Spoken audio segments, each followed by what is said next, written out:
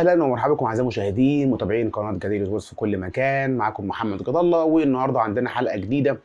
هنتكلم طبعا النهارده عن حاجات كتير جدا عن الاهلي والزمالك، واحداث كتيره جدا لازم نتكلم عنها ونتوقف عند المباراتين بتوع الاهلي والزمالك، وكلام كتير جدا عندنا.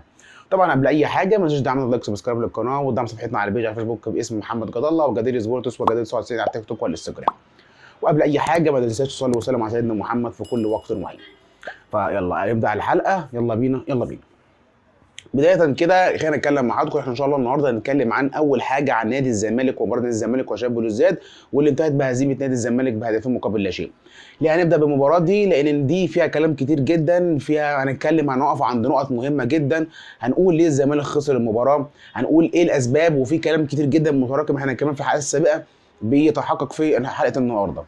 اولا كده الزمالك في بدايه المباراه بسم الله الرحمن الرحيم فيرا كان بادئ كويس. هنتكلم فنيا كده في السريع ونعلق على حته. اولا فيريرا كان بيلعب بيه 3-4-3، يعني كلام كويس. كان بيلعب بثلاثه ورا هم عبد الغني وعبد المجيد وونش، كلام حلو جدا. كان بيلعب باثنين ديفندرات اللي هم دونجا ورؤى. كان بيلعب باليمين، كان بيلعب بيه هنا نيمار، وكان بيلعب بالشمال فتوح. على فكره الخطه انا كنت متفق معاها جدا ومش وحشه، كويسه. بيلعب باليمين زيزو، في الشمال كان بيلعب بشلبي، وقدام كان بيلعب بالجزيري. الخطه كانت يعني كويسه. كان الزمالك يعني بيمشي المباراه بسياسه. كان بيلعب على الكره الطويله، بقى بيلعب الكره الطويله. نجحت في كره واحده اللي هي كانت بتاعه الجزيري. كان ممكن تستغلها وتخلص الماتش. ولكن هل ده الشكل المفضل للزمالك ياخد بطوله؟ لا. هل ده اداء يخليه تاخد البطوله في الاخر؟ لا. فرضا لو كان الزمالك تاهل بهذا المستوى وقابل صن داونز على سبيل المثال والوداد، كان هيخسر فرق جامد. ليه؟ ان عندك لعيب متوسط الملعب اصلا مش تقال. اولا دونجا بيترقص بالتليفون، ما عندوش الكوره او ان هو يقدر يفتح لعب، ولا منه يقدر يفتح لعب، ولا منه قادر يسد نص ملعب او يملى الفراغات. دونجا ده بالنسبه لمشكله دونجا. بالنسبه لرؤى، هو في عنده بص كوره حلوه جدا او ميزه واحده، هو بيلعب لونج باص كويس، يعني بيقدر ينقل لك الكوره من الطوليه من ورا لقدام كويس. ولكن برضه عنده مشاكل فنيه، بيتعدى منه بسهوله، ما بيعرفش يعمل كنترول على الكوره، ما بيعرفش يعمل باص صحيح بشكل كبير. فانت عندك مشكله كبيره جدا في الديفندرات بشكل كبير جدا، عامله لك فراغ. بدليل شوط انت لما غيرت نزلت سيف فاروق جعفر ونزلت سيف يوسف اسامه نبيه ولعبت باربعه ورا، نص الملعب لما فضي دخل فيه الجولين في 5 دقائق. وده برده المشكله اللي وقع فيها فيريرا، ان هو راجل لما بيدخل فنيا في بعض المباريات بيدمر الدنيا، زي ماتش الاهلي الدنيا كانت ماشيه كويس. وبرده هتبقوا عارفين الزمالك كان ماشي ماتش الاهلي 4-3-3، راجل تدخل لعب في تشكيله، لعب بثلاثه ورا بقت 3-0. المرة العكس كان بيلعب ب 3-4-3، تشكيل ماشي كويس. لازم نتفزك ونتفلسف ونعمل اي هاتش في الهبل، راح لعب ب4 ورا دخل فيك 2-0. طب ليه؟ انت بتلعب برتم معين من بدايه المباراه، بتلعب بثلاثي ورا في خط الدفاع، يبقى بنمشي بالثلاثي ونغير العناصر في بعض العناصر الهجوميه والديفندرات في نص الملعب. ما نلعبش في هيئه او ستايل التشكيله. ده بشكل كبير جدا بيؤدي في الاخر ان الزمالك بيخسر والدنيا بترتبك. وبالفعل ده لما انت لعبت في نص الملعب وخرجت، نزلت سيف فاروق جعفر ونزلت ناصر منسي ولعبت في التشكيل، نزلت انا ضايع وخرجت يا عبد الغني، لعبت باربعه ورا، حصل ارتباك، بقاش كل واحد عارف هو بيلعب فين، فحصل ارتباك في نص الملعب، استغلوا بلوزداد وهوبا لدعوك 2 ورا بعض. فبالتالي الزمالك وقع في مشكله كارثيه، هي وعدم القدره على صناعه الاهداف. ان كان في جاب كبير جدا من نص الملعب، الاطراف كان كل واحد في دنيا، كان الجزيري لوحده تماما قدام، فما فيش ربط بين الاثنين الاطراف، ما فيش ربط من نص الملعب، الدنيا كلها كانت متفككه بشكل كبير. بجانب الاخطاء الدفاعيه اللي كان واقع فيها الزمالك، اخطاء ساذجه، يعني بصراحه محمد صبحي بيحصل العديد من الفرص الخطيره. ده بالنسبه للشكل اللي كان بيلعب بيه الزمالك، اخطاء كتيره جدا في وسط الملعب، اخطاء في التمركزات، مفيش الخبره الكافيه، مفيش الروح الكافيه فوق كل ده، مفيش الروح اللي تقدر تنقل الفريق، واحنا عندنا العزيمه والاصرار. يا جماعه ده ماتش حياه وموت. ولكن لعيبه نادي الزمالك يا جماعه نازله عادي، خسرنا يلا اللي بعده، كسبنا حلو. ده الشق الثاني. انا اتكلمت امبارح في اللايف على الصفحه، قلت الكواليتي بتاع اللعيبه يا جماعه ضعيف جدا جدا على الزمالك. ممكن يكون شلبي كويس في نادي انبي، او ممكن يكون مثلا كويس في دجله، او كويس في مقصه، مع احترام جميع الانديه دي، ولكن دي كلها انديه شركات او انديه يعني اقول هي مش جايه تنافس يا جماعه، مش جايه تاخد افريقيا، مش جايه تاخد دوري، جايه تحقق بس مستوى كويس او تعمل تارجت كويس ليها بحيث مثلا بتسوق لعيبتها وهكذا. ولكن انك تجيب شلبي يلعب في الزمالك مع احترامي ليه، لا. انك تجيب عبد الغني من المستوى ده يلعب في الزمالك، لا. الجون الثاني يا اخي عبد الغني بيلف بجسمه وبيدي اللعيب يقول له خد بقى شوطه ايه وانا واقف لك اهو. انت بتعمل ايه؟ يعني مدافع في نادي الزمالك يعني عنده الجرأه والشراسه انه يستخلص الكوره بتاكلينج باي حاجه. يعني انا مش عارف، كان في كوره مشابهه بعض الصفحات كانت منزلاها امبارح بتاع طارق حامد في ماتش النجم الساحلي بتاع الكونفدراليه، لما رمى نفسه الراجل رمى جسمه كله وشال الكوره، ده بيرمي كتفه. العقليه بتاعت اللعيبه يا جماعه بتاعت الزمالك الحاليه مش هتحقق حاجه، وانا قلت كده مرارا وتكرارا، يا جماعه الكواليتي مش حلو، يا جماعه اللعيبه كسر، لكن احنا بندعم وبنساند، ولكن فنيا احنا لازم بتوع شغل فنيات، بنتكلم رؤيه فنيه مش هيقدروا يعملوا حاجه. واحد يقول لي طب ما لعيبه النادي الاهلي يا عم مش حلو، ولكن يا جماعه استنى، لعيبه النادي الاهلي فيها حاجه، عندهم روح، والناس عندها فكر. احنا وحشين بنقفل الصفحه بنخش على بديل، لكن عندنا اصرار ان احنا نكسب. النادي النهارده الحمد لله بقى في افريقيا 7 نقط بعد ما كان نقطه واحده، ما كان خسران من الهلال وتعادل مع صن داونز كان نقطه، بقى 7 نقاط. فلسه النادي الاهلي في المنافسه، بس الموضوع ان شاء الله يبقى اسهل بكتير.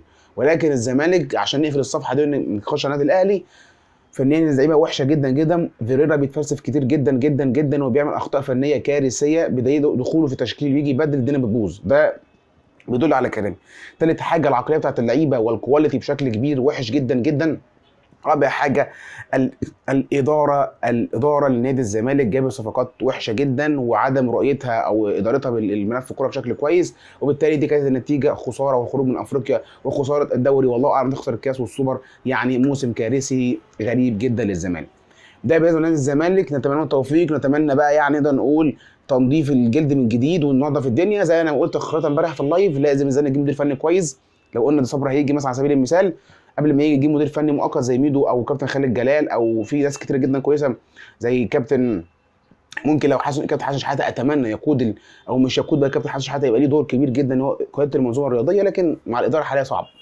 فاتمنى بشكل كبير جدا ان يجي مدير فني مصري كويس يقدر يمشي الموسم، يقدر ياخد لنا اي حاجه، لغايه ما يجي مدير فني بقى من بدايه الموسم زي دي صبر او بونياس، انا مش برجحه، او اي مدرسه اخرى تكون مدير فني كويس واسم يقود الفريق، ونجيب صفقات كويسه ومحترمه لقياده الفريق الفتره المقبله. ده بالنسبه لنا الزمالك وكيفيه الخروج من الازمه. نخش بقى على النادي الاهلي وتحليلنا للمباراه بشكل سريع جدا. النادي الاهلي الحمد لله كسب امبارح 4-0 على القطن الكاميروني، وزي ما قلنا نادي القطن الكاميروني كده كده النادي الاهلي هيكسبه، وده مش مقياس لينا، ولكن هي خطوه كويسه، بونت ايجابي ان احنا نكسب المباراه، ان احنا نطلع باربع اهداف، نحسن اهدافنا، نجيب نقط، الدنيا بتمشي، فالحمد لله الموضوع كويس. ولكن احنا هنتكلم عن عدد من النقاط الفنيه الضئيله بس كده اللي ازاي كولر لعب عليها امبارح، الا وهي استغلال الكهرباء بشكل كبير جدا وتاو. انا بحيي كولر يا جماعه بشكل كبير جدا، شابو ان انت رجعت مستوى تاو لهذه الجزئيه وخليت الراجل بقى يلعب بيعمل فنتات وياخد الثقه ويجيب اجوان وبيصنع.